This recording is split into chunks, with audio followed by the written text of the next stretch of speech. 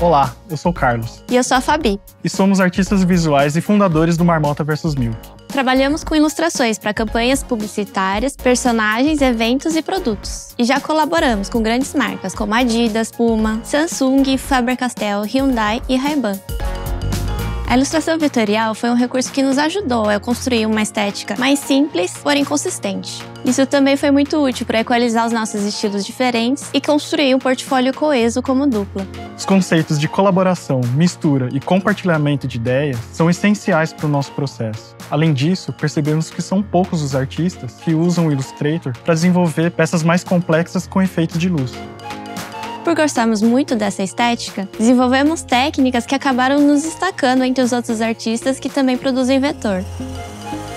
Neste curso da Doméstica, vamos te ensinar maneiras de estilizar e aperfeiçoar ilustrações vetoriais com diferentes efeitos de luz.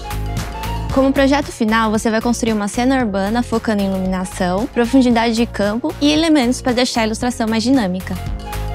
Primeiramente, falaremos dos fundamentos do RGB, CMYK e preto absoluto. Faremos também explicações práticas de como construir diferentes tipos de luz, profundidade de campo, sombra, reflexo e texturização.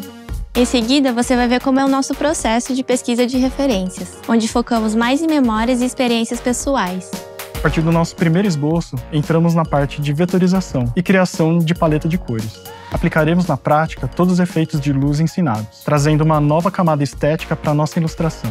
Por fim, veremos as melhores maneiras de configurar o nosso documento para exportação, seja ele para impressão ou redes sociais. Ao terminar o curso, você será capaz de reproduzir as técnicas ensinadas e criar ilustrações vetoriais com efeitos diferenciados.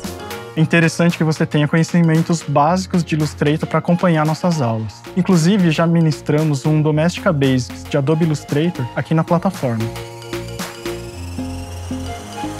Traga mais luz e personalidade para suas criações.